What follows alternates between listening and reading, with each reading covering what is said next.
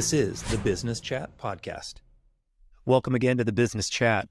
My guest today is Robert Rodden, and the innovator that he's representing here is Smash My Trash. And this is probably I don't know if I have a favorite one for this season. This is the most interesting thing that I've talked about, though, this year that I found. Robert and I met professionally last year, longer story. We've been finding one another again on LinkedIn. And he talks a lot about smashing trash. It sounded like a game show, Robert, when I first saw this. Smash my trash. So I'm going, what is this? How are you today, man? Thanks for coming on the show. Doing well, man. Doing well. Well, before we hit record, you and I were talking about just kind of there's so many things that could be covered on this from the industry. The Smash My Trash is in the obvious industry.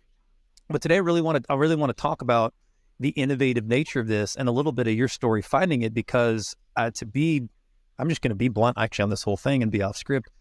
This is not your background. So not my background. Why don't you just, we'll get into kind of, the story and then tell folks what it is. Before we go further, for those of you with an attention span like most Americans, you can go to smashmytrash.com and check it out. And then you can come back and listen to this if you're very intrigued. But I'm always told by my producer to go ahead and plug this stuff in the first minute. Before we go any further, as I mentioned to you, our shtick around here is to bring a local drink of sorts. So Robert, without any more delay, what are you drinking? I am drinking Stumptown coffee from the Reed Shop in the Vinings Jubilee here in Atlanta. Reed Shops. That's your local spot where you walk in and they go, "Sup, Robert?" Usual. You just, yep, yeah. Local coffee shops, Stumptown Coffee. Many know. Great. Well, I am drinking Disco from Disco Coffee Roasters today. A new name and delicious coffee, and they're kind of a wholesale kind of craft brand, slowly starting to rear their head. Check out Disco Coffee Roasters. And another thing I should mention, we'll link all of this in the podcast notes from Smash My Trash. You can find Robert on LinkedIn. Obviously, most of you know where to find Stumptown Coffee and know about their roasters. If you haven't, check them out. It's awesome coffee. But check out Reed Shop if you're in the Atlanta, Georgia area. For folks that know the area, Robert, they probably know the shop. If they don't, and they're driving around even listening to this by chance, where is Reed Shop? Where's the cross streets? Where can they find Paces Ferry and 285, so it's sandwiched between Atlanta Road and the Battery. Cool. That's great when you can plug just an actual local shop. So Reed Shop, cheers to you guys. Thanks. Well, let's do the virtual cheers again, man. Thanks for being on the show. Let's get into this. Cheers to you. All right. Let's get on with it, man. Well, I just spilled coffee. Wow. We're looking for... Off to a bad start. Uh-oh. Yeah. Clean the laptop. As we lose video, it starts going glitchy. No, it's you're shaking. Well, we'll transition over to some bubbly water here in a minute. Well, we're looking at innovators. We're looking at innovations. It's an innovator series, and I don't know that you could be any more innovative than to take an old concept, an old industry, and really inject kind of a new concept, if you will. But on the surface, I basically see, and my producer and I think most folks looking at this see from the name, of course, is very helpful, aptly named. You're creating more room in a trash container. Take it from there. Where am I wrong? Is that correct? What does Smash My Trash do? That's basically what we do. We do that on an industrial scale. So our customers save money and we reduce their environmental footprint by compacting whatever is inside of their open top dumpster. So we're talking about 20, 30, 40 yarders, the kind you see at industrial parks, home renovations. Basically, if they have to pick up the dumpster and transport it to a landfill or a transfer station, it's in a container that we can compact. So you might have a dumpster that's just full, 100% with pallets, and we can back up our truck so it's mobile to that dumpster and compact it down to, say, 25% full. So as you use our service more, you're hauling a lot less frequently. You still need to haul. We don't do the hauling component. We're just compacting the trash that's in there. Now, most of our customers are routed, recurring. It's like a subscription. We're there about twice as often as they would normally haul. But we do things like yard cleanups, warehouse cleanups, inventory reductions. We've done some certified destruction for a medical supply company. And we work with, some parts of the industry you would never expect. You'd think logistics parks, manufacturing, rent, construction, those sort of things. We're in with groups like the movie industry here in Atlanta. We do a lot of smashing for them. Right. Collision and auto glass repair shops, art galleries. They ship these canvases with massive crates around them, and those take up a lot of space in dumpsters. So it's not as I don't know, direct as an industry as you think. You think you just find white roofs on a map and that's where the dumpsters will be, but they are all around us all of the time. So okay, and I'm on your site and I see on-site smash service. It's more of your routed, as you put it, subscription, recurring service. The things you're naming right now are more those, it says custom smash solutions. So a custom smash solution would be a construction rather job site. Like you said, film sets and ongoing. So those are custom. Yeah, more on demand type work where they're not a regular out there. It is. Yeah. Yes. If your stream is constant, then we can time our service well. And the value point is that you don't have to watch the dumpsters at all. It fills up and we just keep compacting. Yeah. And eventually you get an email notification that says it's time to haul. And that is the time when you call your hauler to trigger that to be brought to a landfill. Ah, okay. Well, I mean, that's, the obvious, again, innovation. Then thank you for filling that gap in. So you are making room for more trash, 75% more room, it sounds like. Mm-hmm. Yeah. That's tremendous, man. Well, cool. And when I say you, Robert, you're coming, representing Smash My Trash as a franchisee. That's the other part we want to talk about today. What's unique is not being the founder, owner, not a requirement of the show, but maybe just as cool, maybe cooler is the perspective, as I mentioned, as a guy that's not from this industry. In fact, I found you doing other things when we first met. Tell me about that story a little bit. Walk folks through who Robert Rodden is, and the first time you saw this and you laughed out loud and then looked closer and went, "Oh, that's great." Anyway, it's kind of cool. So yeah, tell us the story, background man. couldn't be any more distant than trash than you would imagine. I mean, the Smash My Trash franchise network, it has ex-NFL players, a lot of people from the business and sales type groups, but there's engineers like me in the mix as well. I'd traveled the world and worked in construction and research and development for different companies, small ones, nonprofits, and large global companies. So I was traveling like crazy, living the corporate life. My wife was working offshore on oil rigs, and we intentionally decided it was time for her to stop working. We wanted to start a family, and with her not working, and then out of nowhere, I got blindsided and got laid off, did not see it coming. We found ourselves both out of a job. So there's kind of this kick in the butt, this impetus that said, do something different than what you're doing. And we just, over time, kind of talked each other into starting a business. I had a website development company that I started in college. And then I had another startup, like an app type thing, about a decade ago. So I'd gone through some of those pain points of having an idea, getting your minimum viable product, finding a customer base, getting more money because you're running out of cash too soon, those sort of issues. I mean, 90% of businesses fail, 90% of startups, right? Those stats aren't very reassuring if you're going to go out in business. But somehow I'd just gotten an MBA from Georgia Tech a few years prior. And in my time off, I watched a webinar on franchising, and the Georgia Tech MBA kicked in. And it's like, there are people out there with a great idea. You find the right opportunity. What they're looking for is access to other driven people and capital so they can scale whatever it might be, this business, very, very quickly, rather than doing it by private investment in their own work. I mean, maybe they're tired after getting to the point that they're at, and they just want to slingshot this great idea into a national or global presence. So the webinar sold me. I'm like, this is something we should do. So the next thing in line is, okay, we got to get money. The same webinar talked about a pretty unknown concept in the US. There's something called a 401k rollover for business startups.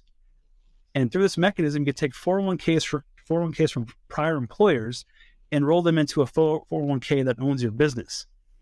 I feel like I should start over there. It's okay to cut time. That's good. I like.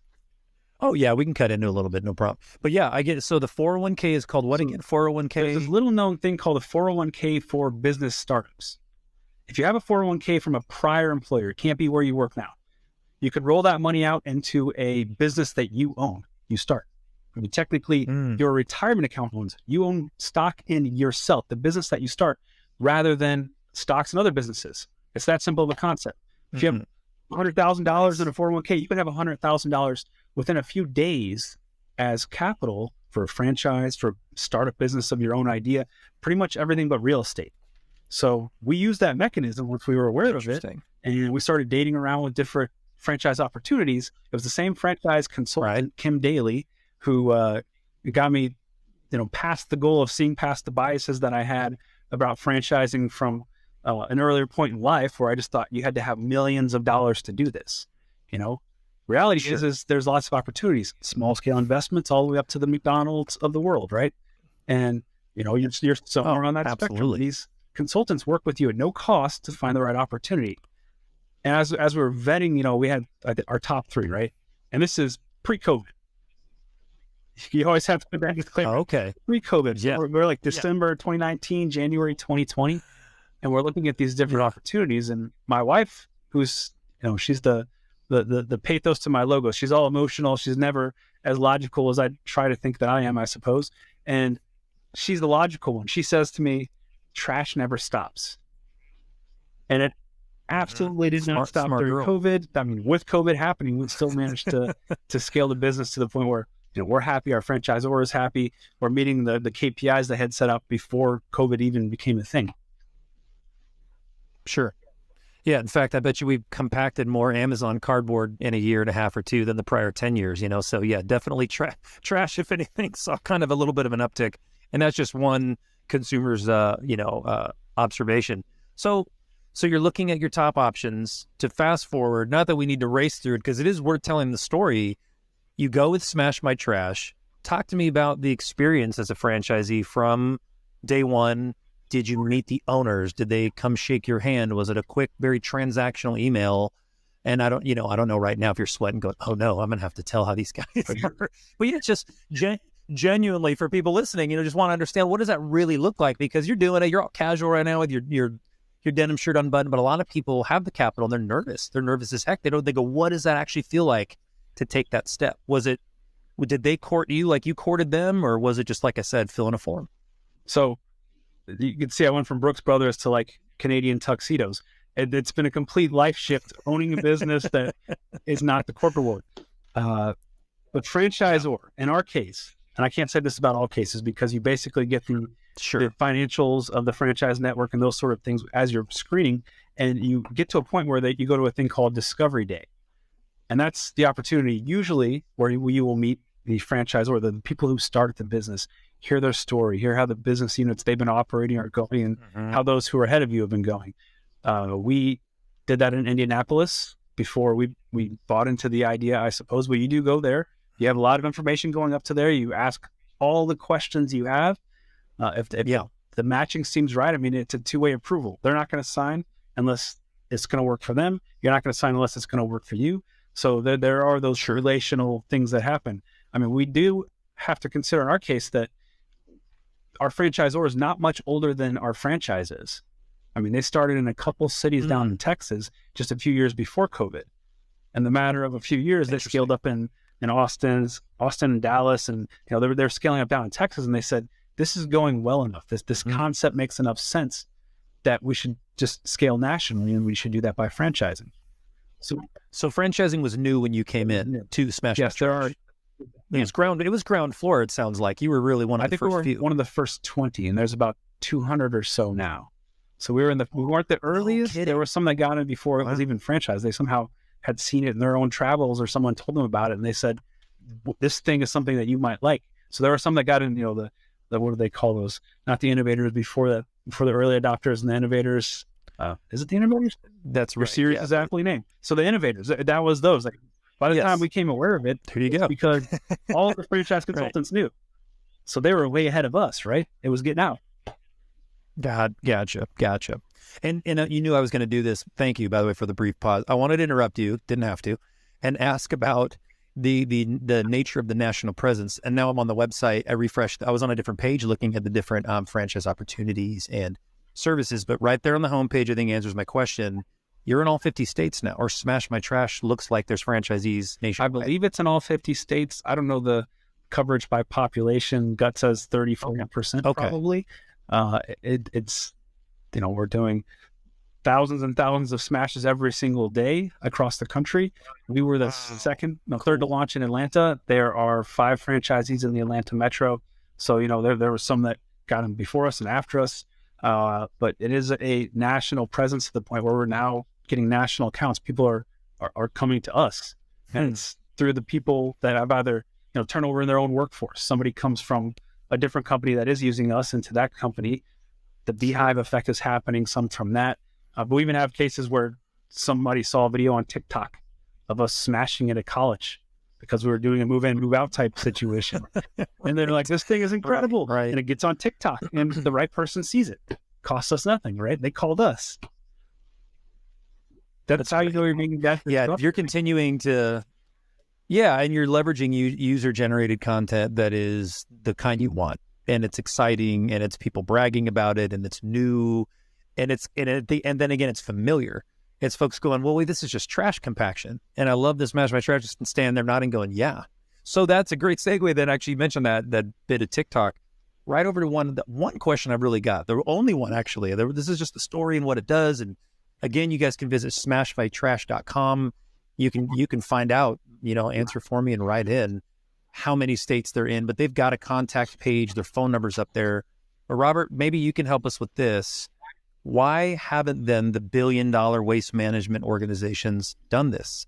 Ooh, a tough question. Okay. And I'm not going to make you answer that in such specifics as this. Let me rephrase that then.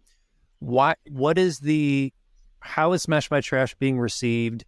Is it a disruptor in your mind? Glaze the surface for me if we're not going to go into why they haven't done, because there's a lot, you could ask that about any industry with any innovation. And I know there's a lot of dialogue there, but yeah, give me your thoughts now that you've been in this. Help me out. Well, it's helpful to year and some change. Kind of think about how things have been, right? That's sure I like to live by. Why are we doing things the way that we are, and question those sort of things. Right. And it's the case that for a very long time, say construction sites, my background, I've seen Lowells, I've seen excavators. If there was a way for a contractor to try to push down on the surface of that dumpster and compact whatever's in there in a pretty uncontrolled manner, they were doing that because they wanted to reduce their hauls, right? So that's real. People doing like home renovations, they're flat packing, they're dense packing, they're doing the jigsaw to get as much as they can in there, right? On some sites, we've seen these massive concrete blocks with rebar hooks just hanging out of the top, and they'll put their forklifts in there and drop it into the dumpster to try to smash it. So the need has been there. It's the case that the customer has been asking for something like this. I preface it with that because I'm speculating then. I have to assume that at some point, haulers was aware of one of these things that happens, and they said, you know what, maybe we should do that differently. So you got that track of thinking that, well, they should have known.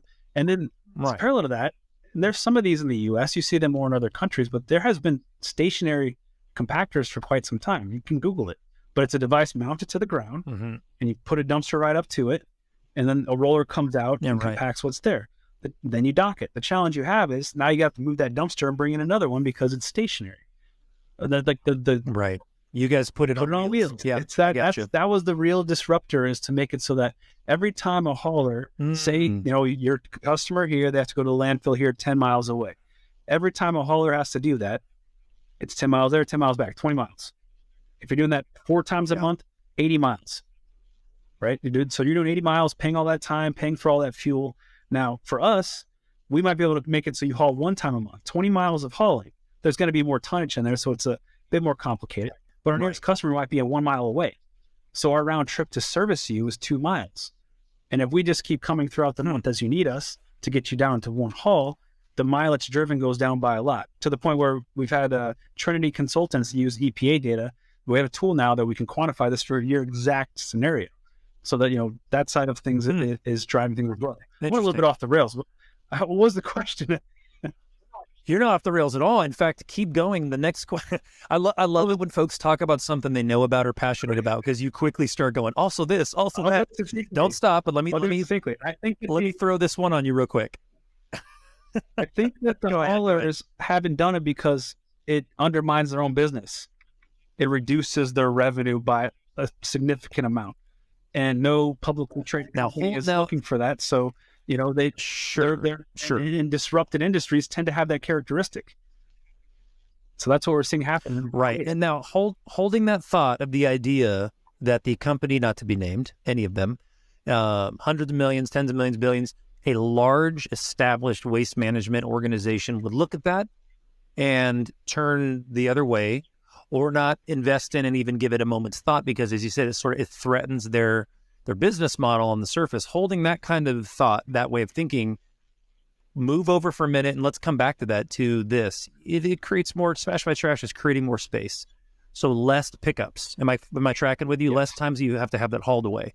So take us from there, because we understand that, like, cool, you freed up my dumpster. Every contractor listening to this, building spec homes to multifamily living to a big demo site, is going, love it, great, sign me up, no problem.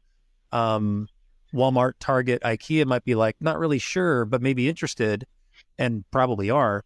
But what really is the energy saving cost innovation? Walk us dummies through, myself at least primarily, maybe only, that needs to hear kind of like, there's got to be fuel saving costs. The origin of the environmental side of what you're saying. Because the downside makes sense. If we cost less than a haul, you call us versus calling a hauler, you're saving money immediately, right? You just gave us the third grade math, right? You just freed up 75% of the dumpster. We get it. But talk us through how's that really adding up? What is the cumulative savings? So here? on and customers on the savings side tend to be 10-20%. Environmental side, it's that distance travel. Every mile traveled, especially by heavy vehicles, and those carrying things like full dumpsters are heavy. And even when it's driving back the reverse trip back to your facility with an empty dumpster, it's still relatively heavy. And the efficiency of the equipment fleets just aren't quite to the point. In most states, California is leading that, but these numbers have been quantified. Basically, how much CO2 you emit for tons and miles driven. And that Trinity Consulting Group has developed this tool to quantify that on each individual case.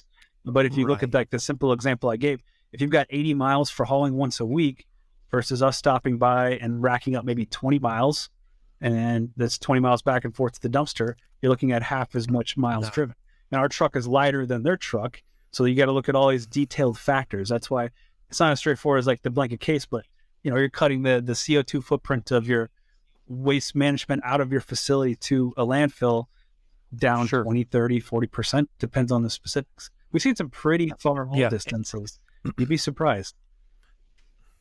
And, and with cases being made and carbon credits and offset being chased for 5%, if you're even touching 10, 20, or you set up to 40 in some cases, and we're just talking about, again, emissions, right? Large vehicles moving this smashing unit. And then a month later, let's say, maybe you can drag it out longer than that, depending on, again, how much waste they're generating, that pickup is even less. The combined smash by trash delivery and then your pickup are putting out less emissions combined.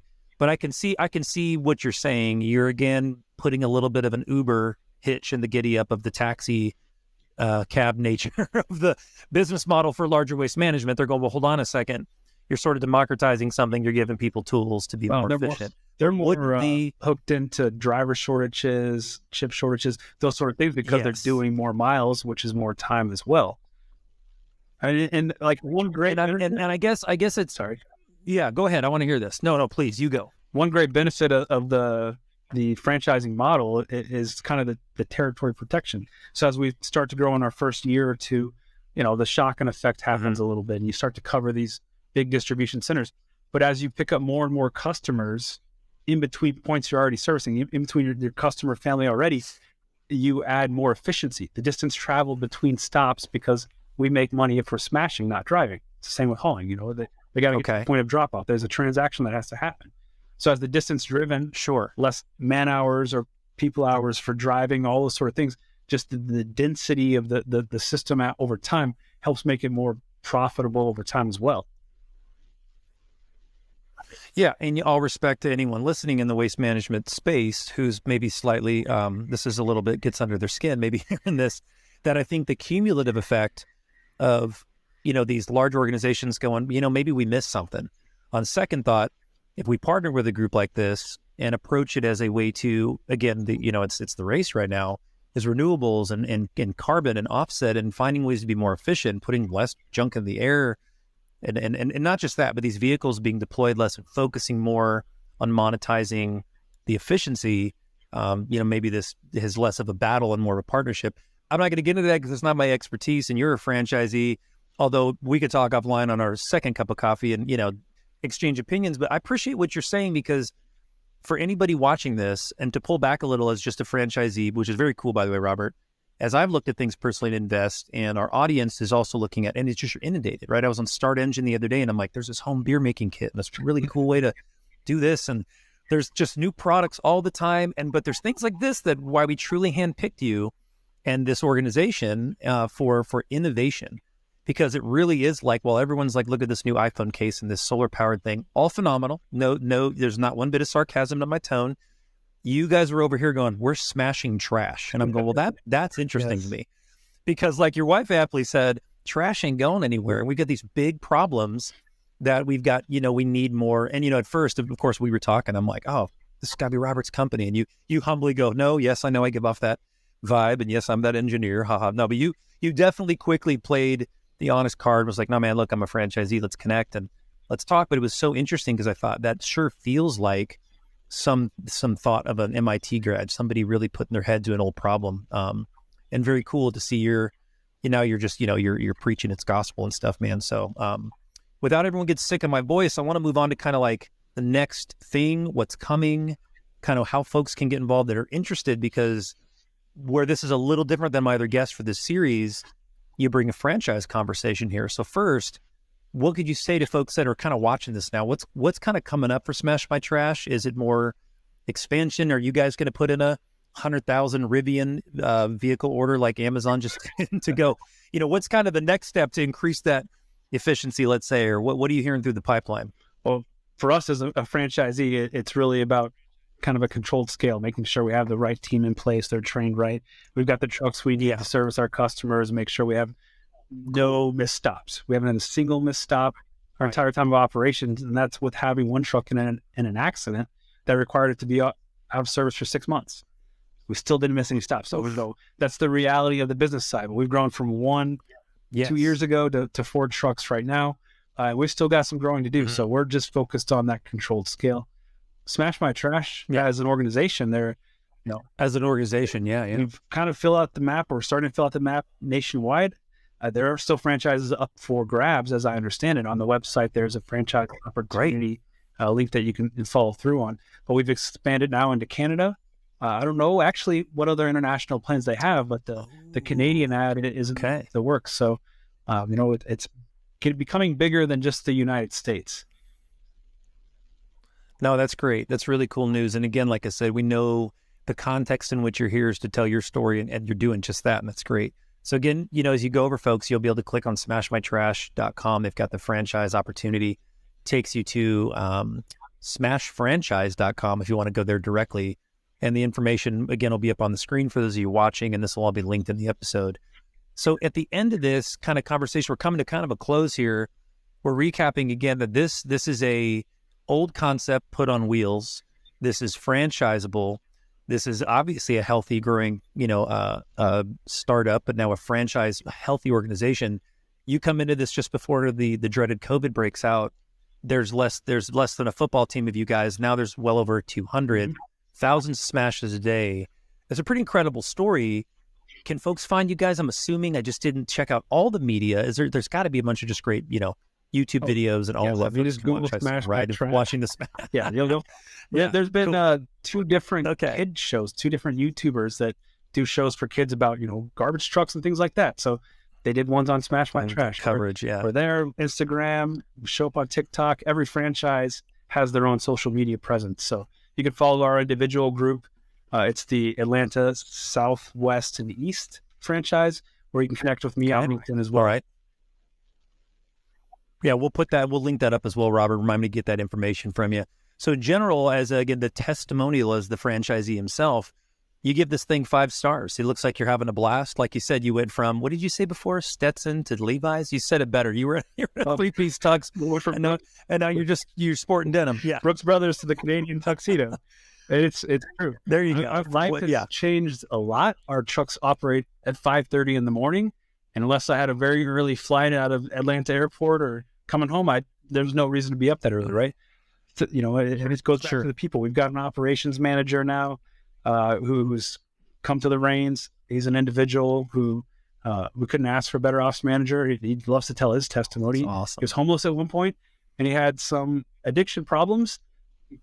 Cleaned himself up, and we found him underemployed for what we thought his potential was, and hired him on. And he's been helping us grow our team. Wow. So we've got 4 drivers. I mean, it's everything.